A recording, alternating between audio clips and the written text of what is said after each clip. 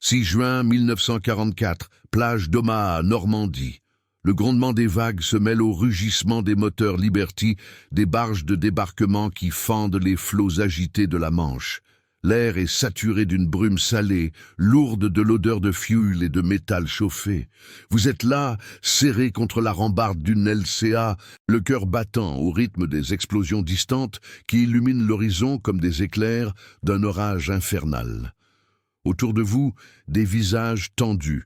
Le sergent-chef Harlan Hank Rayleigh, un Irlandais au regard d'acier, vérifie son M1 Garand pour la 10e fois. Ses doigts calleux tremblant légèrement malgré sa voix ferme. « Restez groupés, les gars. On touche terre dans 2 minutes. Pas de héros solitaires aujourd'hui. » Le vent fouette vos joues, portant les cris étouffés des blessés sur les premières barges qui s'échouent déjà. Des obus allemands sifflent au-dessus, creusant des cratères fumants dans l'eau écumante. Rayleigh crie par-dessus le chaos. « Smoke incoming! Les fumigènes vont nous couvrir !» Un artilleur de la barge actionne les lanceurs, et une volée de grenades fumigènes jaillit, libérant un voile épais, blanc comme du lait caillé, qui s'élève en tourbillon paresseux. C'est le truc censé nous sauver la mise. Un écran de fumée pour masquer l'approche des troupes du 116e régiment d'infanterie, 22e division US, face au bunker du mur de l'Atlantique. Mais rien ne se passe comme prévu. Au lieu d'une couverture protectrice, la fumée s'étire en nappes irrégulières, chahutée par les rafales qui descendent des falaises. Vous sentez la brûlure dans vos poumons quand la barge heurte le sable avec un choc sourd.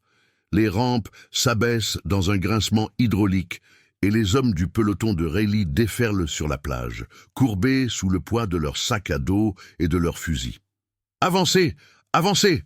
hurle Rayleigh, son casque incliné sur son front ruisselant de sueur. Les mitrailleuses MG-42 des Allemands crachent leur venin depuis les nids d'aigles perchés sur les dunes, fauchant les premiers rangs comme du blé mûr.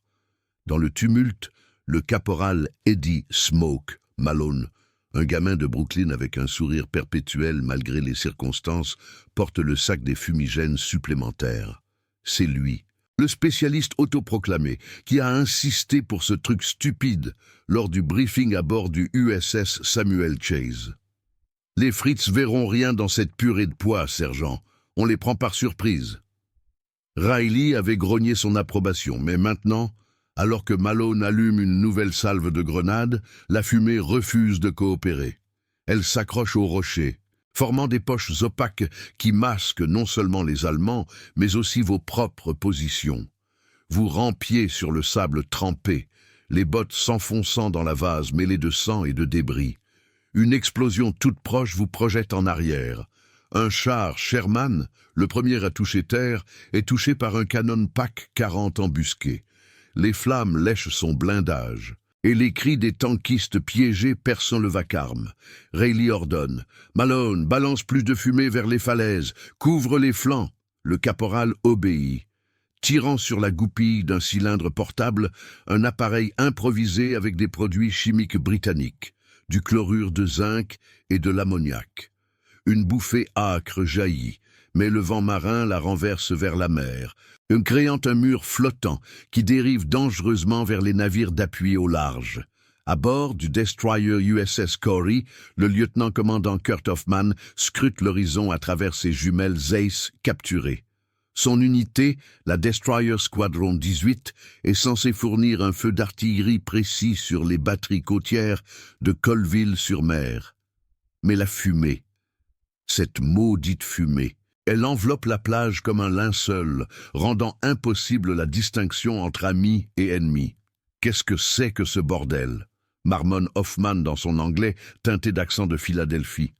Les opérateurs radio grésillent, cible confirmée, position hostile, mais les signaux lumineux des troupes au sol sont avalés par le brouillard artificiel. Sur la plage, Rayleigh et son peloton atteignent enfin un fossé anti-char, se jetant à plat ventre tandis que les balles sifflent. Malone, essoufflé, recharge son lanceur. « Sergent, je crois qu'on en a trop mis. La visibilité est 0. » Rayleigh jure entre ses dents, son visage barbouillé de sable et de sueur. « Tais-toi et continue. Les canons vont nous couvrir. » À cet instant, un éclat de radio portatif crépite. La voix du Major Ellis, du QG du secteur. Feu roulant sur coordonnées Alpha 7. Smoke confirmed as friendly. Attendez le signal. Mais le signal ne vient pas. La fumée, ce truc stupide que Malone a vanté comme une arme miracle, a tout embrouillé. Elle dérive maintenant vers les positions alliées adjacentes, masquant les drapeaux américains qui auraient dû guider l'artillerie navale. Hoffman, sur le Cory, hésite. Ses canonniers, impatients, chargent les tourelles de 127 mm. Feu à volonté sur la fumée, ordonne-t-il enfin, pensant percer un bunker camouflé. Les premiers obus fusent, sifflant comme des banshees, et s'abattent. Non sur les Allemands, mais sur le vide enfumé de la plage, où se terrent les hommes de Reilly. L'impact est cataclysmique. Le sol tremble, projetant des gerbes de sable et d'eau. Un obus frôle le fossé, arrachant le bras d'un soldat du peloton voisin. Cri de panique. « C'est nous! Arrêtez le feu !» Malone, les yeux écarquillés, réalise l'horreur. Sa fumée censée protéger a transformé la coordination en cauchemar. Reilly attrape le radio. « Cessez le feu! Friendly fire! Position compromise !» Mais les ondes sont saturées de statique et les canons du Cory continuent, labourant le néant blanc. Vous sentez la terreur vous nouer les entrailles, le sel de la sueur piquant vos lèvres. Comment un simple écran de fumée a-t-il pu tout faire basculer? Reilly se redresse, fusil en main, et hurle à ses hommes « Tenez bon! On va percer cette brume maudite !» Mais au loin, les batteries allemandes, alertées par le chaos, reprennent leur chant mortel. La bataille ne fait que commencer, et ce stupide voile blanc risque de coûter bien plus que des vies. Si vous aimez plonger dans ces récits intenses de la Seconde Guerre mondiale, abonnez-vous au canal pour ne rien rater.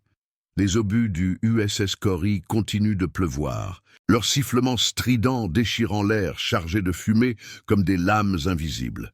Vous êtes plaqué au fond du fossé anti-char, le sable froid et humide collant à votre uniforme kaki, tandis que les explosions font vibrer la terre sous vos côtes. Chaque impact soulève un geyser de débris, fragments de rochers, éclats de métal tordu et pire, des lambeaux de chair anonymes. Le sergent Reilly, le visage crispé en un masque de rage contenu, serre son M1 Garand si fort que ses jointures blanchissent. « Maintenez la position ! Malone, éteins ce foutu truc avant qu'on y passe tous !» hurle-t-il, sa voix rauque se perdant presque dans le vacarme. Le caporal Eddie Smoke Malone, agenouillé à côté de vous, fouille frénétiquement son sac, ses mains tremblantes tâtonnant les cylindres chimiques.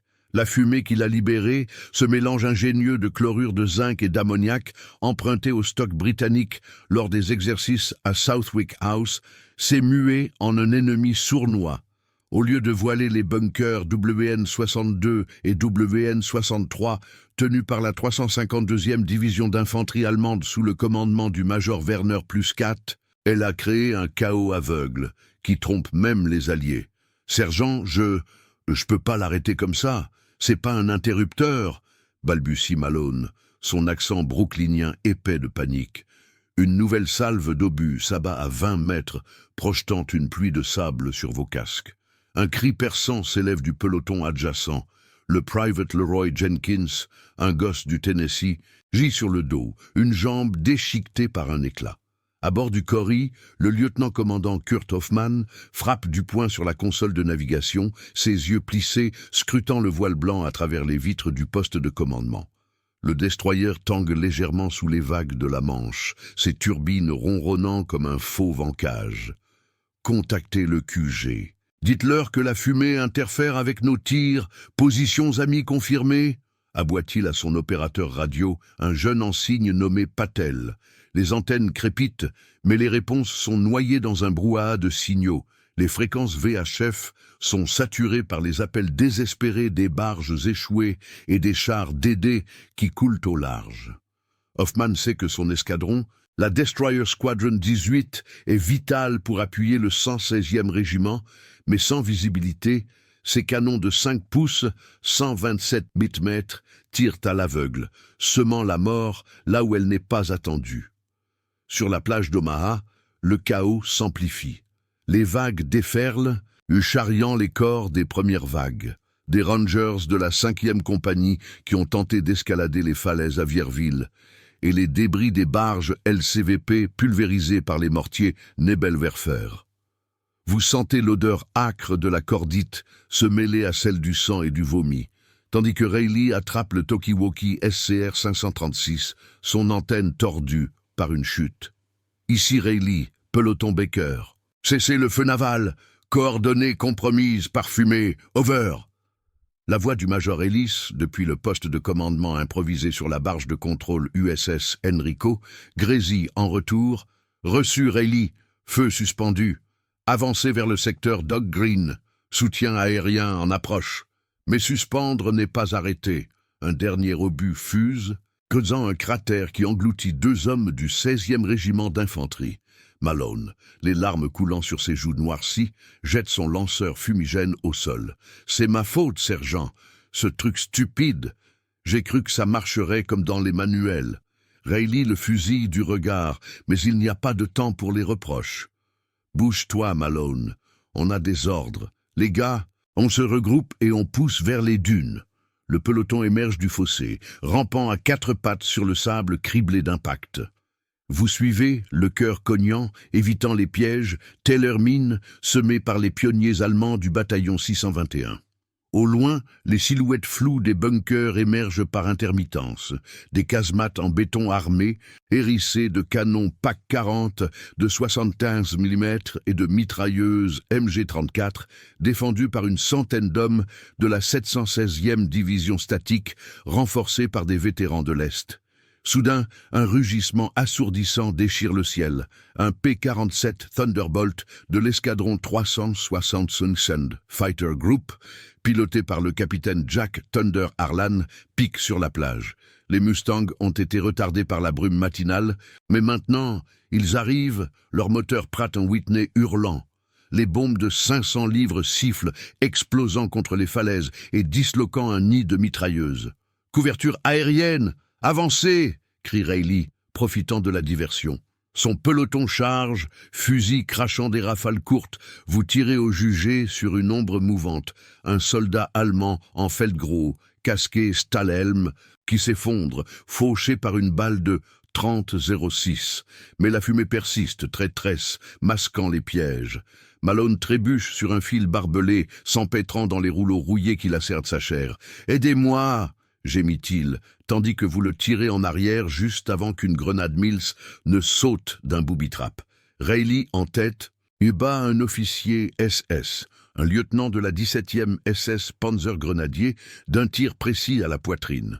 Le sang jaillit, chaud et métallique, éclaboussant votre viseur. Le peloton gagne du terrain, atteignant les premiers obstacles, des hérissons tchèques, ces barres d'acier croisées qui bloquent les chars, et des fosses anti-chars remplies d'eau saumâtre. À bord du Cory, Hoffman reçoit enfin l'ordre clair. Feu repositionné sur cible côtière confirmée, ignorer la fumée. Ses canonniers ajustent les tourelles, les obus à charge creuse perçant maintenant les bunkers avec une précision mortelle. Des explosions oranges illuminent les falaises, projetant des débris de béton comme une averse de grêle. Pourtant, le prix est déjà payé. Des dizaines de blessés gisent sur la plage, leurs cris se fondant dans le hurlement des sirènes, des ambulances Duck qui tentent d'atteindre le rivage. Rayleigh s'arrête près d'un mur de sable, haletant, et jette un œil à sa carte chiffonnée. On est à mi-chemin du secteur Easy Red, mais cette fumée nous a coûté cher. Malone, pensé à la hâte, hoche la tête, le regard hanté.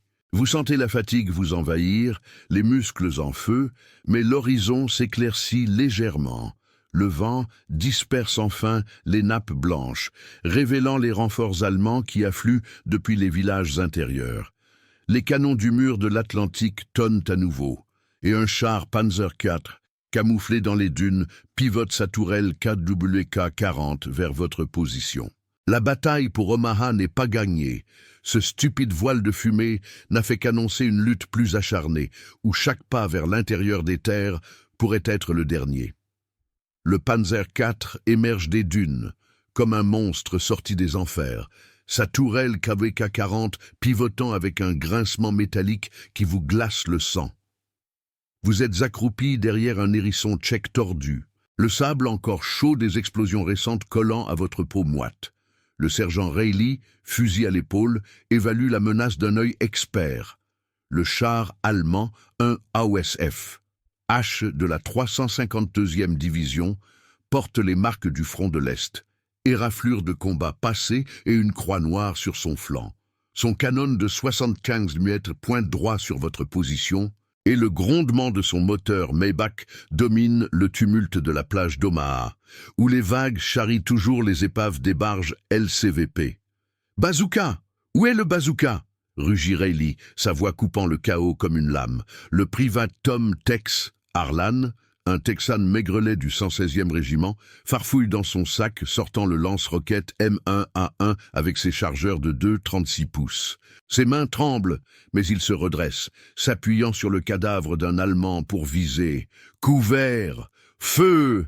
crie Reilly, et le peloton ouvre une rafale de M1 Garand, les balles, 30-06 ricochant inutilement sur le blindage incliné du Panzer. Le bazooka tousse une flamme orangée et la roquette fuse, percutant la chenille droite avec un craquement sourd. Le char vacille, mais ne s'arrête pas. Un éclat de chenille jaillit, projetant des étincelles. Mais le pilote allemand, un sergent de la 916e grenadier, accélère, labourant le sable en direction de votre groupe. Malone, toujours secoué par sa faute avec la fumée, rampe à vos côtés, son fusil Thompson serré comme un talisman. La brume artificielle s'est enfin dissipée sous les rafales du vent normand, révélant les corps jonchant la plage. Plus de 200 hommes du 29e division déjà tombés en cette première heure du jour J. Vous sentez l'odeur âcre de la poudre se mêler à celle du caoutchouc brûlé des pneus des Jeeps Willys qui tentent de forcer le passage. « Sergent, le char, il nous voit !» halète Malone tandis que le Panzer pivote, son canon crachant un obus qui explose à 10 mètres, soulevant une gerbe de sable et d'eau qui vous aveugle temporairement. Des éclats sifflent, enfonçant un morceau de shrapnel dans l'épaule de Jenkins, qui hurle avant de s'effondrer, le sang imbibant son uniforme. À bord du USS Corrie, ancré à 1 mille au large, le lieutenant-commandant Hoffman ajuste ses jumelles, le cœur battant au rythme des turbines. La fumée a laissé place à une visibilité chancelante, mais les conséquences persistent. Ces tirs errants ont coûté cher au secteur Dog Green, et les rapports radio affluent, accusant l'artillerie navale d'avoir semé la confusion. Repositionné sur ce Panzer, coordonnées 49-21-15 nord, 00-52-30 ouest, ordonne-t-il, sa voix ferme malgré la sueur perlant sur son front. Les servants des tourelles de 127 mm chargent les obus à haute vélocité, les éleveurs hydrauliques grinçant. Un spotter dans le nid de pie confirme « cible loquée, feu ». Les canons tonnent, un roulement assourdissant qui fait vibrer le pont et les projectiles sifflent vers la plage, arqués comme des comètes. Sur le rivage, Reilly pousse un juron quand l'obus naval frôle le Panzer, explosant derrière lui et projetant le char sur le côté. La chenille brisée se détache enfin, immobilisant la bête d'acier dans un nuage de poussière. L'écoutille s'ouvre et un tankiste allemand émerge, les mains en l'air, son casque Stahlhelm cabossé.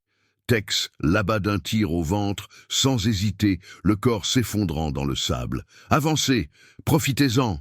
hurle Reilly, et le peloton bondit, escaladant les dunes criblées d'impacts. Vous courez, les poumons en feu, évitant les mines S-mines qui sautent sporadiquement, libérant leurs billes d'acier comme une grêle mortelle.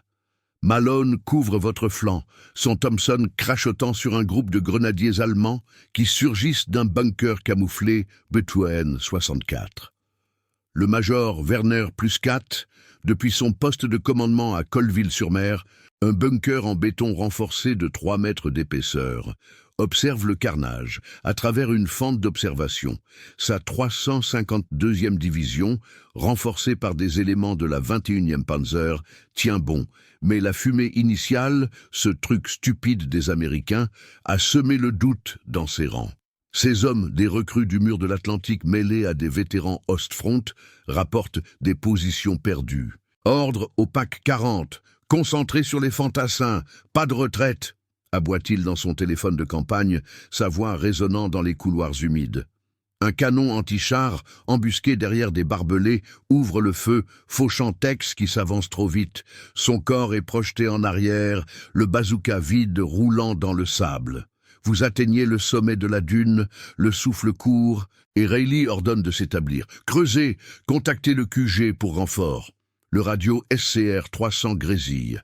La voix du colonel Charles Canham du 116e filtrant à travers les interférences. Rayleigh, tenez la ligne. Les Rangers escaladent les falaises à pointe du Hoc. Soutien du 2e bataillon en route. Mais les renforts tardent. Les barges suivantes sont clouées au large par les mortiers de 80 mm allemands.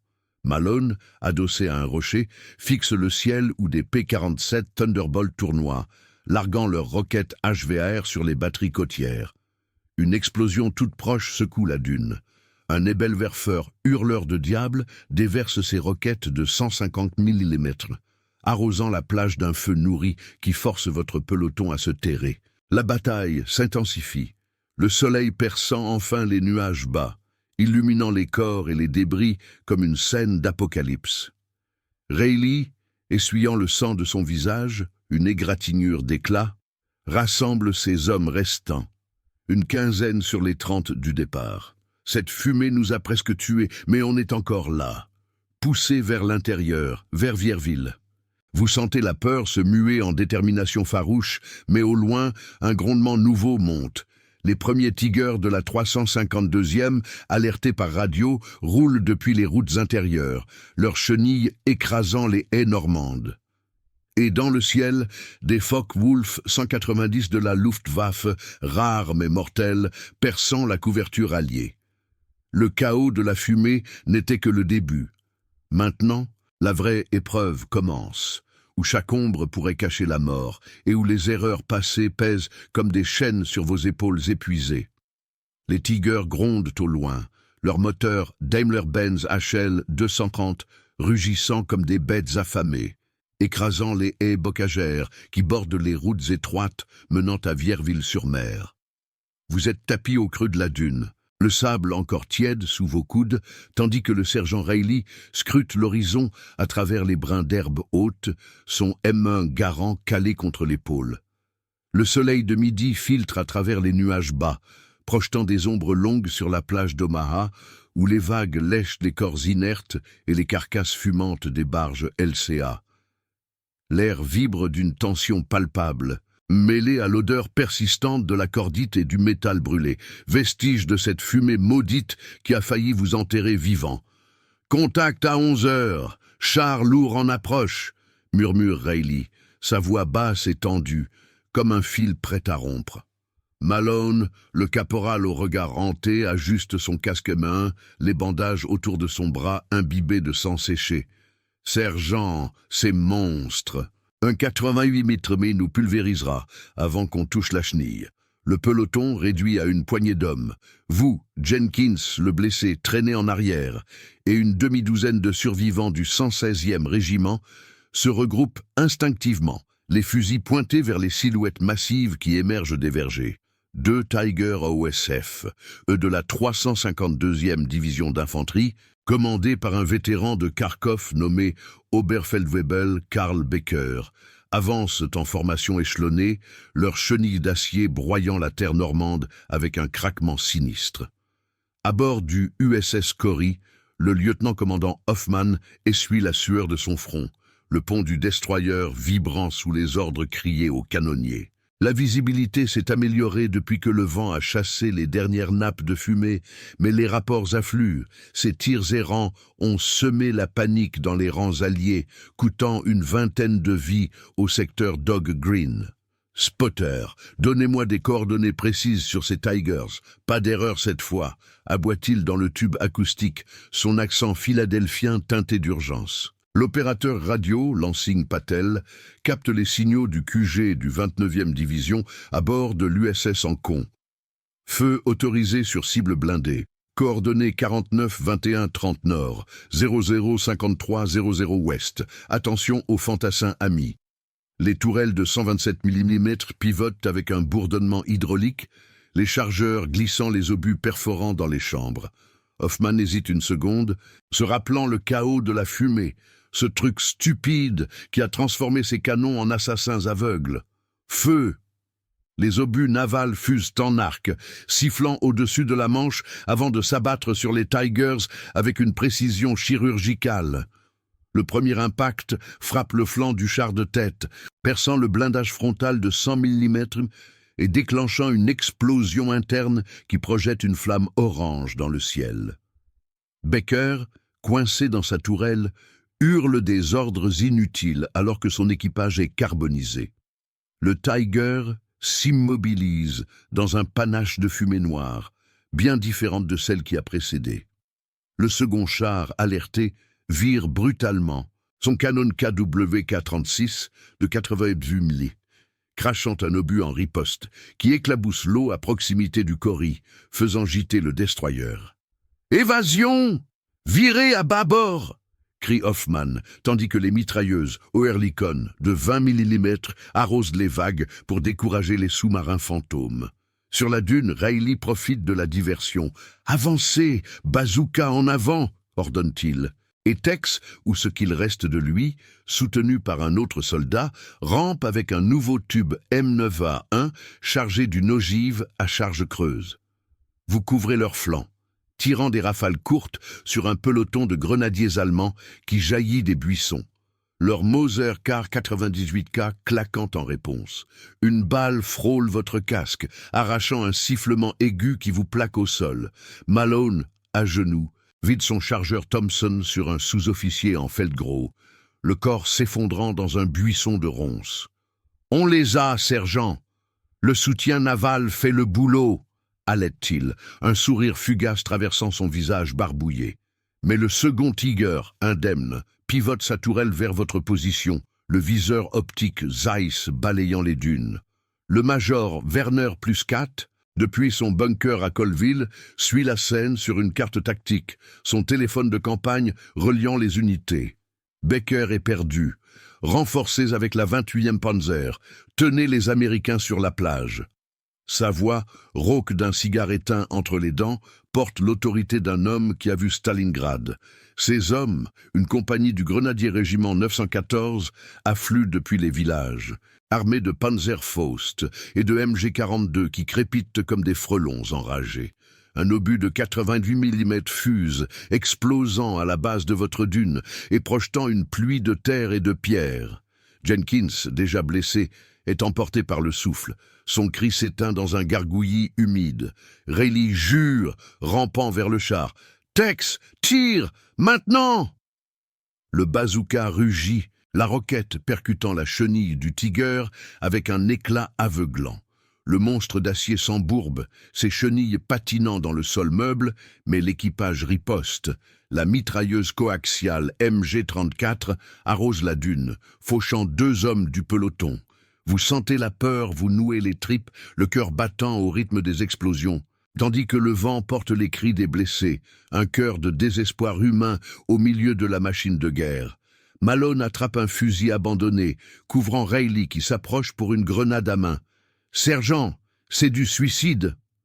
Dans le ciel, les Focke-Wulf 180 IA-8 de la JG-2 Richthofen, pilotés par des as comme le lieutenant Klaus Mitusch, perçant la couverture alliée. Leur moteur BMW 801 hurle, larguant des bombes SD-250 sur les positions du 116e régiment. Un P-47 Thunderbolt tente d'intercepter, mais une salve de 20 mm le désintègre en une boule de feu, les débris pleuvant comme une averse mortelle. Hoffman, sur le Cory, ordonne aux canons anti-aériens « Tracez ces salauds! Feu à !» Les Beaufort de 40 mm crachent des traînées de plomb. Abattant un FW qui s'écrase dans les dunes, son pilote éjecté dans un parachute déchiré. Reilly lance sa grenade Mills dans l'écoutille ouverte du Tiger. L'explosion étouffée secoue le char. Silence radio de l'équipage. « C'est fait! Regroupez-vous !» crie-t-il. Mais les grenadiers allemands chargent, leurs cris « Heil Hitler !» se mêlant aux rafales. Vous tirez, abattant un jeune recrue au visage juvénile, son casque roulant dans la poussière. Le peloton contre-attaque, utilisant les débris du char comme couverture, mais les pertes montent. Malone est touché à la jambe, s'effondrant avec un grognement. « Continuez sans moi. Finissez ce truc stupide. » Le soleil décline légèrement, étirant les ombres, tandis que les renforts alliés, un peloton du 16e régiment avec des half-track M3, perçant enfin les obstacles côtiers. Reilly contacte le radio SCR 300. Ici, Baker, position tenue. Besoin de medevac et munitions. La voix du colonel Canham grésille. Tenez bon, les Rangers ont pris pointe du Hawk. L'intérieur des terres s'ouvre. Mais plus 4, dans son bunker, prépare une contre-attaque. Des Sturmgeschütze 3G du Sturmgeschützabteilung 902 roulent depuis les routes secondaires, leurs canons de 75 mm pointés vers Vierville. La fumée du matin n'est plus qu'un souvenir âcre, mais ses échos persistent dans les cœurs brisés et les ordres confus. Vous avancez boitant dans le sillage de Reilly vers les premiers villages, où les cloches sonnent l'alarme et où chaque maison pourrait abriter un sniper. La bataille pour Omaha s'enfonce dans les terres, et ce qui semblait une erreur isolée risque de devenir une chaîne de malheur, où la victoire se paie au prix du sang et des illusions perdues. Les cloches de Vierville-sur-Mer sonnent l'alarme comme un glas funèbre, leurs notes graves se répercutant dans les ruelles étroites, bordées de maisons en pierre normande, aux volets clos.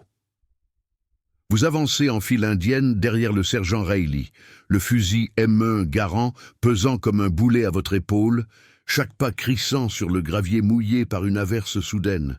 L'air est chargé d'une humidité lourde, imprégné de l'odeur de terre remuée et de poudre fraîche. Un rappel constant de cette fumée stupide qui a ouvert les vannes du chaos sur Omaha. Malone boite à vos côtés, sa jambe pansée avec un garrot improvisé, le sang suintant à travers le tissu kaki. « Sergent, ces villages, c'est un piège à rats », murmure-t-il, son accent brooklynien voilé par la douleur, les yeux scrutant les ombres des porches. Reilly hoche la tête, son casque incliné sur son front barré de sueur et de crasse. Le peloton, une ombre de ce qu'il était au débarquement, 9 hommes valides sur 30, progresse avec prudence, évitant les flaques suspectes qui pourraient cacher des mines anti-chars Tellermine 42. Les renforts du 16e régiment d'infanterie, transportés par des half-track M3 Scott aux chenilles grondantes, ont percé les dunes 1 heure plus tôt, mais la coordination reste bancale. Les radios SCR 300 grésillent d'ordres contradictoires, les échos de la confusion matinale persistant comme un maléfice. « Restez vigilants, les frites se terrent dans les fermes », ordonne Reilly à voix basse, son doigt sur la détente de son garant. Vous sentez le pouls de la bataille s'accélérer, le vent portant les échos lointains des canons navals du USS Corrie, qui ajustent maintenant leurs tirs sur les positions intérieures sans plus d'erreur, du moins, c'est ce qu'on espère. Soudain, un craquement sec brise le silence. Un sniper embusqué dans le clocher de l'église Saint-Martin, un car 98K à lunettes ZF-39, vise avec précision mortelle. La balle siffle, effleurant l'oreille d'un soldat du peloton, le Private Ruiz, un portoricain du Bronx, qui s'effondre en hurlant, le sang jaillissant de sa tempe écorchée. « Sniper, couvrez !» rugit Reilly, plongeant derrière un muret de pierre effritée. Vous vous jetez à terre, le cœur cognant, rampant vers une porte cochère béante. Malone, malgré sa blessure, soulève son Thompson et arrose le clocher en rafales courtes, les 45 ACP claquant comme des coups de fouet. Les balles ricochent sur les tuiles, mais le sniper riposte. Un autre tire à bas Ruiz net, le corps convulsant dans une mare rouge qui s'élargit sur les pavés. À bord du Corrie, ancré plus au large pour éviter les batteries côtières, le lieutenant-commandant Hoffman suit les mouvements à travers ses jumelles Bosch en Lombe. La fumée du matin n'est plus qu'un souvenir âcre dans les narines de ces hommes, mais ses conséquences pèsent. Des plaintes du QG du 29e division accusent ces obus errants d'avoir décimé une section entière. Signalez au major Ellis, appui sur Vierville, cible confirmée dans le village, ordonne-t-il, sa voix ferme masquant le doute qui le ronge. L'ancien Patel active la radio, les ondes VHF saturées par les appels des unités terrestres. Les canons de 120 pénétimètres pivotent à nouveau. leurs servants, des marins du Midwest endurcis, chargeant des obus à fragmentation pour balayer les positions ennemies. Mais Hoffman sait que la ligne est fine. Un tir de travers et c'est encore du friendly fire. Dans les ruelles de Vierville, le peloton pousse en avant, profitant d'une diversion. Un Half-Track M3 débouche d'une allée latérale, sa mitrailleuse. 50 cales crachotant sur le clocher. L'église tremble, des éclats de pierre pleuvant comme une averse, et le sniper, un caporal de la 705e division statique, un Normand recruté de force, s'écrase au sol, son corps brisé sur les marches du porche. Reilly bondit, escaladant un escalier extérieur pour inspecter une maison suspecte. « Malone, avec moi! Les autres, sécurisez le périmètre !» Vous suivez, le fusil prêt, franchissant la porte fracassée d'un coup de botte.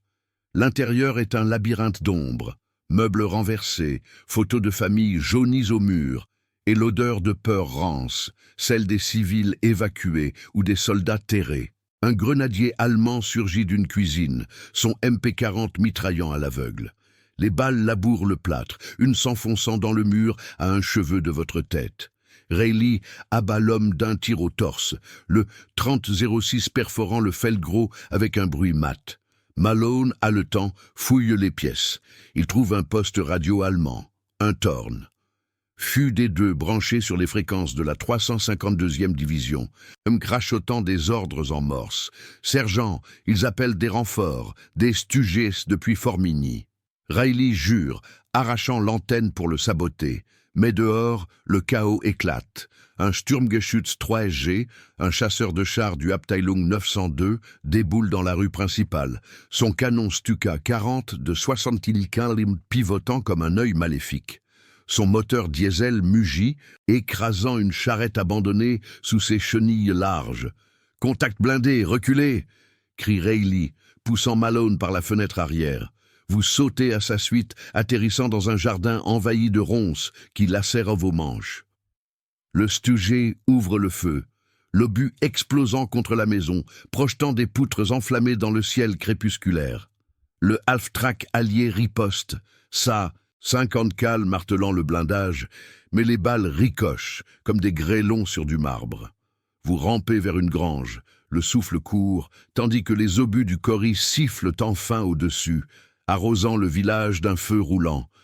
Un impact direct soulève le Stugé, le retournant comme une tortue sur son toit. L'équipage, 3 hommes de la 21e Panzer, émergent en flammes, leurs cris se perdant dans le rugissement des flammes. Mais la victoire est amère. Malone s'effondre contre un mur, sa jambe refusant de le porter plus loin. « Je peux plus, sergent. Cette fumée, c'était mon idée. Si j'avais pas insisté. » Sa voix se brise, les larmes traçant des sillons dans la crasse de son visage. Reilly s'agenouille, lui serrant l'épaule. « On en parlera plus tard. Smoke, t'as sauvé des vies en couvrant notre approche initiale. Reste en vie pour le raconter. Vous aidez à le traîner vers un abri, évitant une patrouille allemande qui surgit des haies. Une dizaine de grenadiers du Grenadier Régiment 726, armés de STG 44 d'assaut, ces fusils mitrailleurs avant-gardistes qui crachent une grêle de 7,92 mm. Le combat s'embrase dans les ruelles. Vous tirez depuis une fenêtre, abattant un sous-officier qui charge avec un Panzerfaust sur l'épaule. La roquette fuse, manquant le half-track de justesse et explosant contre un arbre centenaire. Reilly mène la contre-attaque, son peloton, renforcé par une escouade du 16e régiment, repoussant les Allemands vers les champs. Les P-47 Thunderbolt reviennent, leurs roquettes HVAR, illuminant le crépuscule, pulvérisant un bunker camouflé au bord du village. Pourtant, au loin, le major Werner Pluskat coordonne depuis Colville. Ses rescapés de la 352e se regroupent, promettant une nuit de contre-attaque. Les cloches se taisent, mais les ombres s'allongent, et vous sentez que cette avancée chèrement payée n'est qu'un répit. Reilly scrute la carte à la lueur d'une torche. Vierville est à moitié prise, mais les routes vers Saint-Laurent béconnent, hérissées de pièges. La fumée du matin a semé le doute, et maintenant, dans le silence relatif, Les erreurs passées murmurent comme des fantômes, prêtes à ressurgir dans l'obscurité naissante. L'obscurité enveloppe Vierville-sur-Mer comme un manteau de suie, percé seulement par les éclats intermittents des fusées éclairantes allemandes qui s'élèvent en sifflant, illuminant les ruelles d'une lueur spectrale. Vous êtes accroupi dans l'ombre d'une grange effondrée, le fusil M1 Garand serré contre votre poitrine, le métal froid mordant votre peau à travers l'uniforme trempé de sueur et de pluie fine. Le sergent Riley, silhouette noire contre le ciel plombé, écoute les craquements lointains, les chenilles des Half-Track M3 qui patrouillent les abords du village, et les murmures étouffés des blessés du peloton installés dans une cave improvisée. Malone gît là-bas, sa jambe enflée pulsant comme un cœur affolé, son souffle rauque entrecoupé de regrets. Cette fumée, elle nous hante encore, sergent. Marmonne-t-il dans l'obscurité, sa voix un filet de Brooklyn brisé par la fièvre. Riley ne répond pas immédiatement. Il ajuste son casque M1, les yeux plissés vers les haies sombres qui bordent les routes vers Saint-Laurent-sur-Mer. La prise partielle de Vierville a coûté cher. Ruiz est mort, Jenkins évacué par un Jeep Willis sous un feu nourri, et le peloton n'est plus qu'une douzaine d'hommes épuisés du 116e régiment d'infanterie, renforcés par des survivants du 16e. Les radios SCR 300 crépitent sporadiquement. La voix du colonel Charles Canham filtrant à travers les interférences. « Tenez Vierville, renfort du 115e en approche à l'aube. Les Rangers sont sécurisés pointe du Hoc.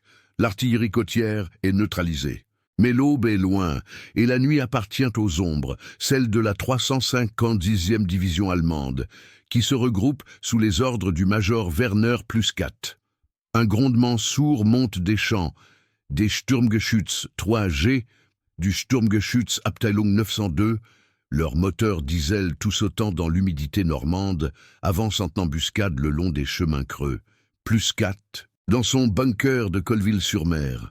Un monolithe de béton armé criblé d'impacts trace des lignes sur sa carte à la lueur d'une lampe à huile. Attaque nocturne sur Vierville, utilisez les haies pour masquer l'approche. Ces Américains saignent encore de leur propre feu. Ces hommes, des grenadiers du grenadier régiment 914, mélange de vétérans Ostfront et de recrues du mur de l'Atlantique, portent des Panzerfaust sur l'épaule, ces lance-roquettes mortelles pour l'infanterie.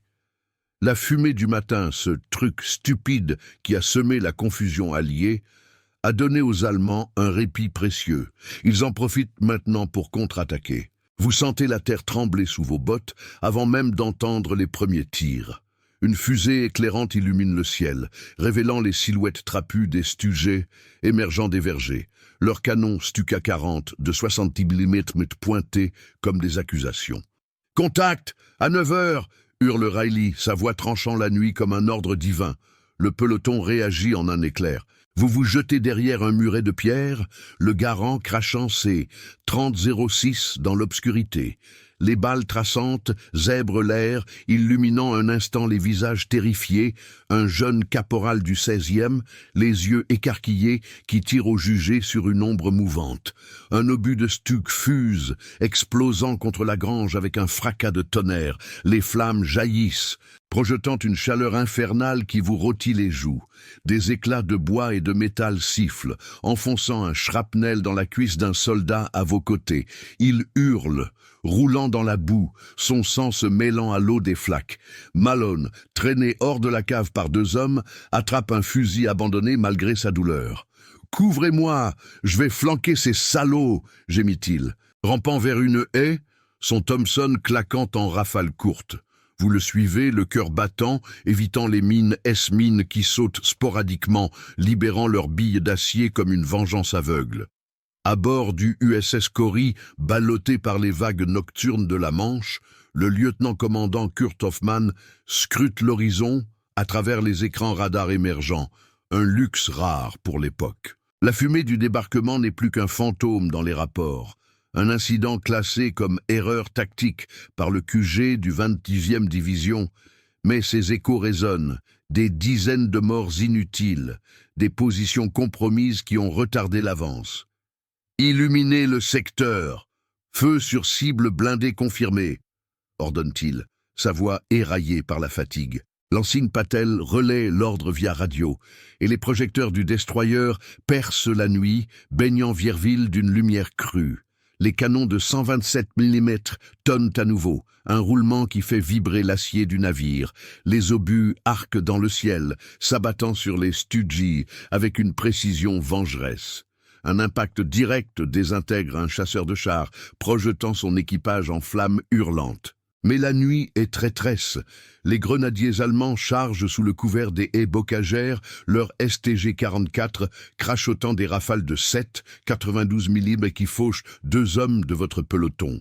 Riley abat un assaillant d'un tir à la tête, le casque Stahlhelm roulant dans l'herbe comme une pièce de monnaie maudite. « Poussez-les en arrière! Grenade !» crie-t-il, lançant une Mills qui explose dans un buisson, semant la panique chez l'ennemi. Vous tirez, le recul du garant cognant votre épaule, abattant un sous-officier qui brandit un Panzerfaust, la roquette fuse inoffensive, explosant contre un arbre. Malone, à genoux dans la boue, vide son chargeur sur un groupe surgissant d'une ferme.